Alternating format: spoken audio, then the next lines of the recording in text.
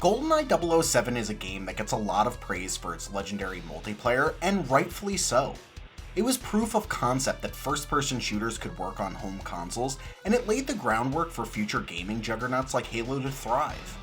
It was the driving force that led GoldenEye to become the third best-selling title on the N64, and along with Mario Kart 64, it's what established the console's reputation as the ultimate destination for local multiplayer gaming. But GoldenEye 007 is so much more than just its multiplayer, and as we rapidly approach the game's 25th anniversary later this year, I wanted to shine some light on the other aspects that make GoldenEye such a bona fide classic. Although I may be in the minority, I've always enjoyed GoldenEye's single-player campaign as much as I enjoy sitting down to duke it out with 3 friends. With 18 main missions and 2 unlockable bonus missions, there is a ton of variety not only between level designs, but the tasks found within them as well. It never stops being enjoyable to covertly complete your objectives or stealthily eliminate enemies as you take down 006 and the Janus Crime Syndicate. This is because each level delivers strong, memorable set pieces that when combined with the game's tremendous soundtrack and immersive atmosphere, help give these stages their iconic status. Bungee jumping off the bridge in the game's first level dam, annihilating soldiers with a tank in streets, using your watch laser to narrowly escape in train, and knocking Trevelyan off the satellite dish in Cradle all immediately come to mind when thinking of incredible moments in GoldenEye. Fighting your way out of a Janus trap in Statue, commandeering a plane in Runway, and battling Xena Onatop in Jungle are also standout moments that help define GoldenEye's legacy. Moments like these are why GoldenEye's campaign is so memorable and what keeps the story engaging from beginning to end. Without these set pieces, the levels wouldn't feel as satisfying to complete and would lack the kind of payoffs necessary to keep such short levels interesting. Which brings me to another strength of GoldenEye, which is its pacing. For as much as I adore the campaigns of Halo 3 and Call of Duty 4, 2 similarly iconic and influential first-person shooters known more for their multiplayer, they are definitely a commitment compared to Rare's N64 classic. The longest stages in GoldenEye will only take you about 10 minutes to complete the first time through, with many of the levels needing less than 2 minutes to finish. While I understand that modern AAA games could not get away with releasing such short levels, it makes it a refreshing experience to go back to GoldenEye where you don't have to sit down for a half an hour to beat one stage. Now that's not to say there is anything wrong with long levels, but part of why it's so refreshing to have shorter levels is because it helps GoldenEye have an arcade-like feel to it. Moving from task to task and level to level keeps things moving and overall provides a better sense of progression to the plot. It really feels like you're playing a game rather than participating in a cinematic experience, which is what modern FPS campaigns can often feel like. Nothing ever drags, and as a result, you don't feel the burnout that comes from slogging through a massive, sprawling level. Another benefit of shorter levels is that it enhances the replayability of the game by promoting multiple playthroughs. Aside from providing 3 difficulties, which changes the objectives you must complete within a given stage, the inclusion of an in-game timer encourages players to see how fast they can beat an individual level. This has spawned a thriving speedrunning community that is still active 25 years later and has produced some of the most legendary speedrunning world records of all time.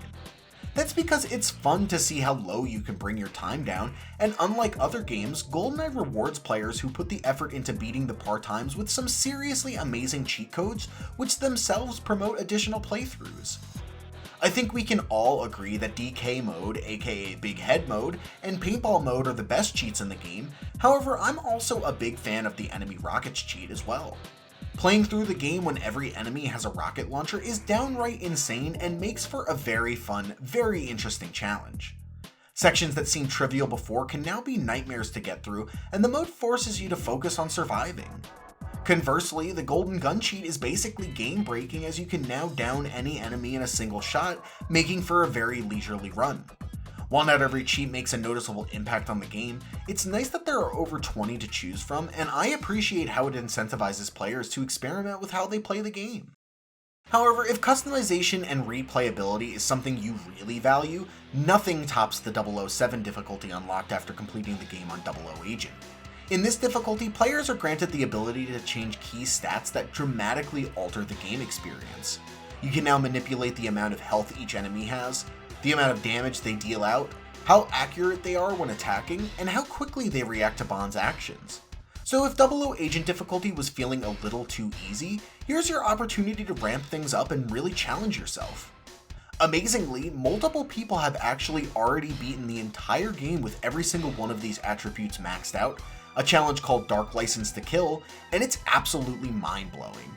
If I had to take a guess, that's likely too extreme of a challenge for a vast majority of players, but there are plenty of other fun configurations that keep replays of Goldeneye entertaining.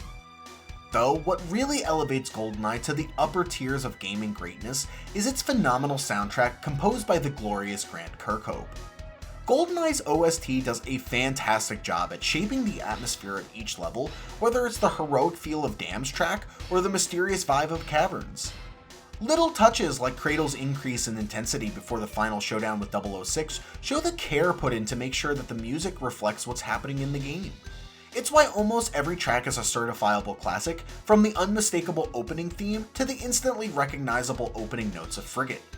Hell, even the pause screen music is famous for being comically better than it ever needed to be.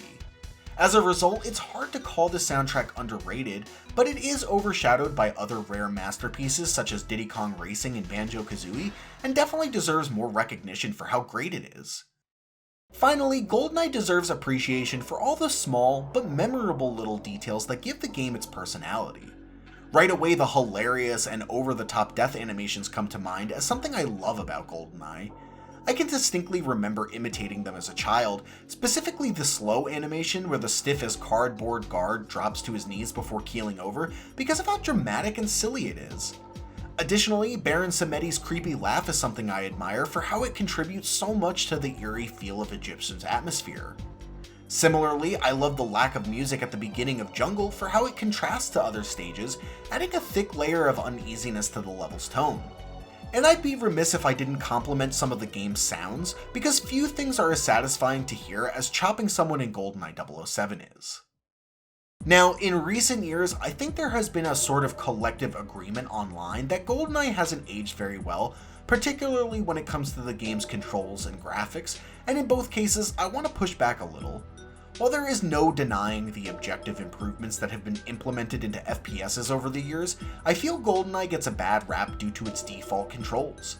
Aiming and moving with one stick undoubtedly feels janky by today's standards, but GoldenEye actually has several other control schemes that you can choose from that makes the gameplay much more intuitive.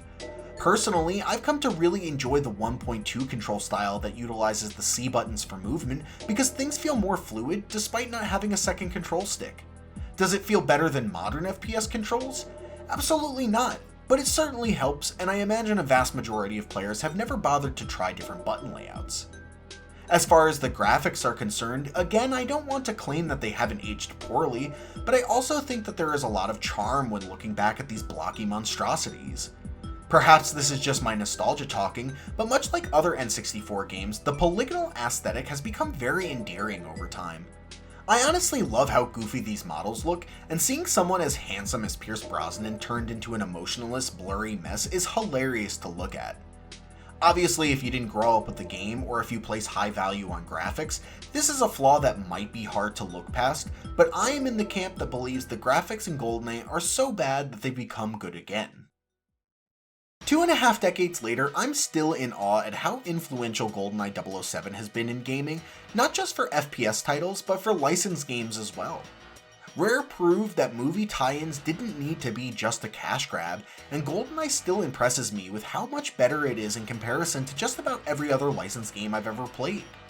In many ways, its legacy has completely overshadowed the film it was based on, and almost certainly has cultivated more fans of the James Bond franchise. It was likely the first game that massively converted casual gamers into hardcore ones, and even if the majority of the credit goes to the multiplayer for that, the single player no doubt helped to solidify GoldenEye's legacy. As rumors swirl that GoldenEye 007 might be getting a release on Xbox in the near future, I'm excited at the prospect of a GoldenEye with better controls and nicer graphics being accessible to modern consumers. I wonder what impact it may have on the speedrunning community, if any at all. I wonder how the multiplayer will hold up in the modern age with online access and a different generation of gamers behind the controller. And I'm curious as to what people will think of the game's campaign if they are experiencing it for the first time, or for the first time in several decades. While I don't expect a complete revitalization of this game, I'm interested to see what 2022 will bring for Goldeneye, and can only hope that the rumors are true. But please leave a comment and share what you think of Goldeneye.